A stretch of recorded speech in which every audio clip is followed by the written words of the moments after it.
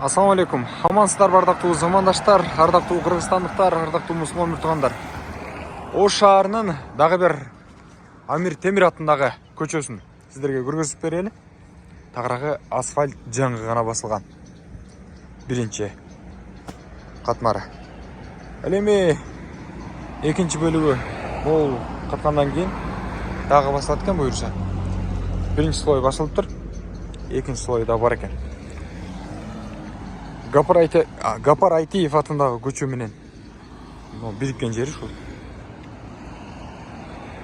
Бул болсо чекчеген Сулаймонто. Көрүп турасыздар. А биз болсо дал ушул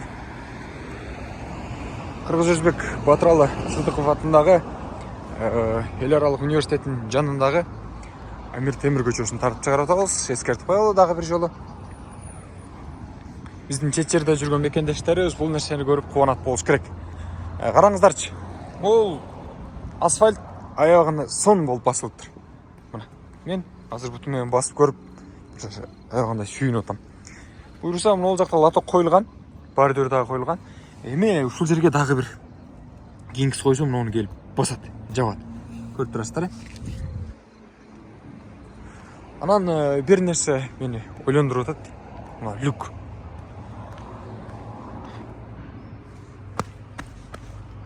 Люктун ордуда караңыздарчы. Ушул көпчүлүк учурда же өйдө болуп калат, же төмөн болуп калат да асфальттанчы. Буюрса ушул нерсени дагы жакшыраак кылса сон болмок. Бышкан ашка сынчы көп дейт, анысында сынчы болбой эле коеюн. Бирок видео ролик менен сиздерге чет жерде жүргөн бекендештерибизге, жалпы мусулман муртугандарыбызга ушул жакшы жаңылыкты бөлүшөйүн деп тартып жаткан учурум. Азыр жүрүш кылып басабыз.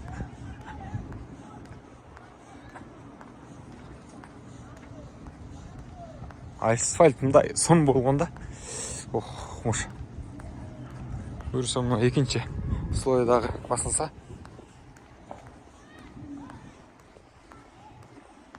Жолдун аркы четтерине тротуар курулса, жол тамандаштары.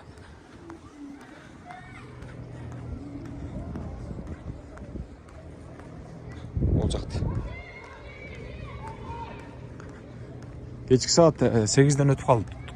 Урматтуу биздин көрүүчүлөр 9га жакындап калды.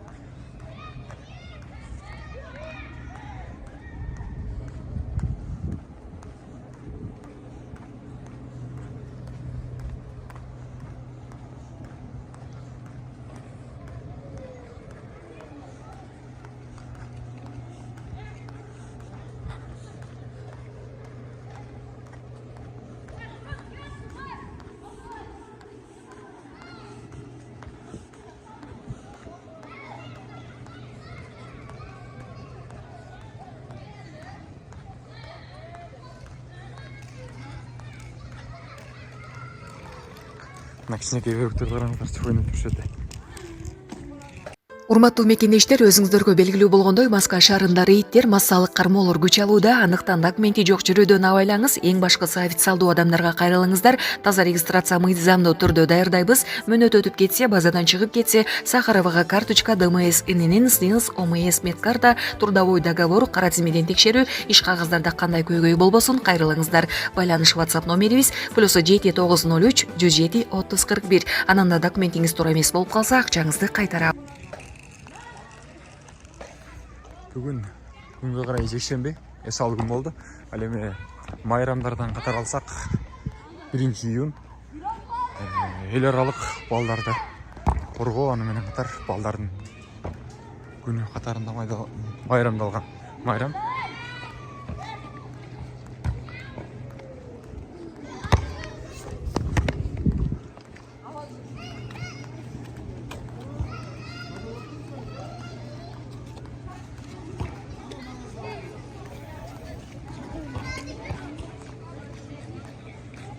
Амир Темир атындагы көчөдө кеттебиз. Көрүүчүлөр, замандаштар, бул жердагы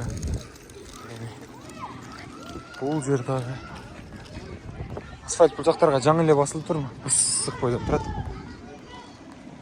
Резахан Мумина көшесі. Бұл көше негізінен түз барып, Кооператив атындағы көшенің бір параллель көшесі болады десек болады. Бұл жақтағы аймақтардың бүт бардығы снос болған. Деме, бұл жердегі жашаушылар, тұрғындар мындай. Өзіңіздер еле үйірді сыртын ақтап, сыртап, соның қылып алсаңыздар. Дағы шардың көркімен көп шықмақта. Жақ толық бүтеле екен. Урматтуу мекендештер, өзүңүздөргө белгилүү болгондой, Маска шаарында рейдтер, массалык кармоолор күч алууда. Андыктан документи жок жүрүүдөн абайлаңыз. Эң башкысы официалдуу адамдарга кайрылыңыздар. Таза регистрация мыйзамдуу түрдө даярдайбыз. Мөөнөт өтүп кетсе, базадан чыгып кетсе, Сахаровага карточка, ДМС, ИНН, СНИЛС, ОМС медкарта, трудовой договор, кара тизмеден текшерүү, иш кагаздарда кандай көйгөй болбосун кайрылыңыздар. Байланыш WhatsApp номерибиз +7 903 107 30 41. Анан да документиңиз туура эмес болуп калса, акчаңызды кайтарам. Мына қараңыздар, ардақтуу кыргызстандыктар, көрүүчүлөр, атайын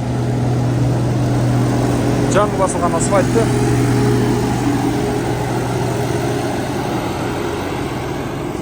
шынай техника таптап кийгиздеп үйреніп жатқан учуру. Бұл жақ жана басылған екен, ертерек. Бұл жағы кейін басылып тұр. Бұл жақты баспай туралы.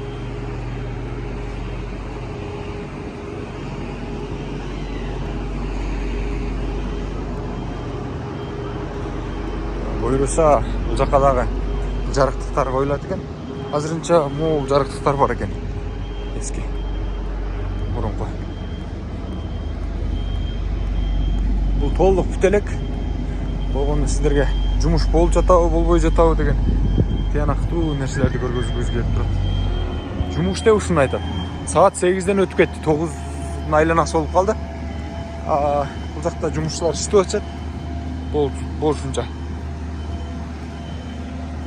Ош шаарынын дал ушул көчөсүнүн сырткары башка аймактарда деле асфальттар басылып, анан снос болгон аймактарды оңдоп түзөп, лото коюу жерге лото коюп, асфальт баса турган жерге асфальт басып, сүрө турган жерди сүрүп, оңдой турган жерди оңдоп.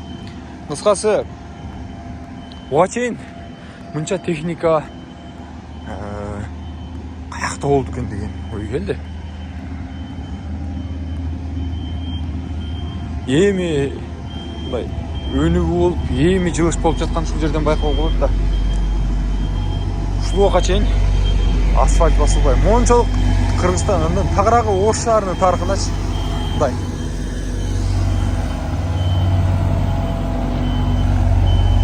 Бир эле учурда Ош шаарынын 4-5 көчөлөрүнө асфальт басылып жаткан учурда. Маселен, мына кечеги күнү мен Сакбек Муниев көчөсүн тартып чыгардым, Алашпасам. Да ушул жакта асфальт басылды. Эми бул жакта да асфальт басылды. Кыскасы, өнүгүү деп ушуну айтса болот. Жол таман таштар моң жерге жетип калыптыр. Көрдүңүздөрбү?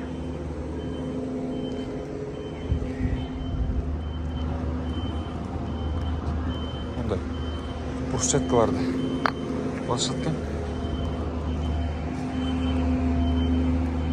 Assalamu alaikum. Yaxşılar.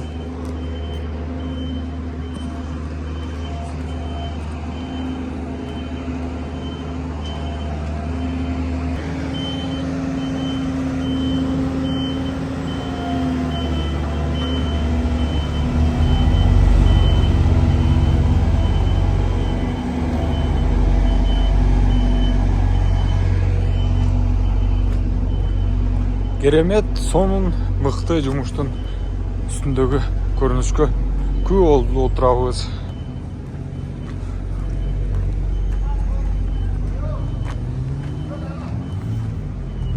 Бул кытайлык туугандар экен, Ушу ич эле окшошпойт, рассасы да башкача деп коем. Кытайлык туугандар болсо атышып турат. Асфальт, новый техника менен. Кечеги Сакбек Муниев көчөсүндөгүнү кыргыз бир туугандар басып аткан болчу. Мусулман бир туугандар.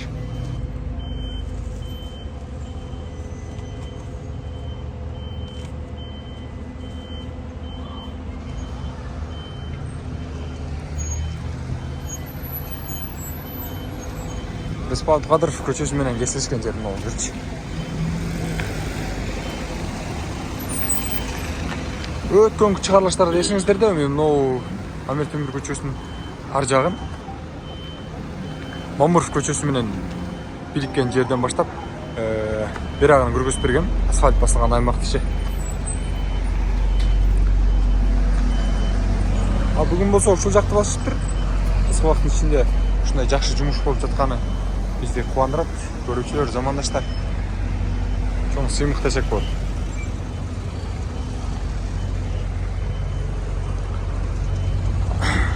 Азырынча жол белгилери коюла элекен бул жакачы. Свет дагы, жарыктык дагы коюла элек, толук түрдө ишке келет. Тротуар бүтөлө экен. Бирок асфальтты басып, сонун коштур. Биринчи катмары, биринчи слой.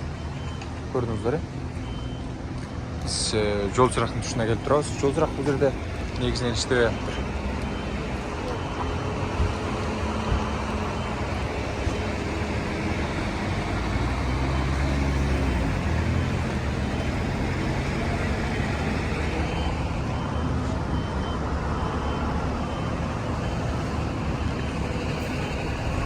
Кытайлык туугандар жол тандабаска чыгып кетишти.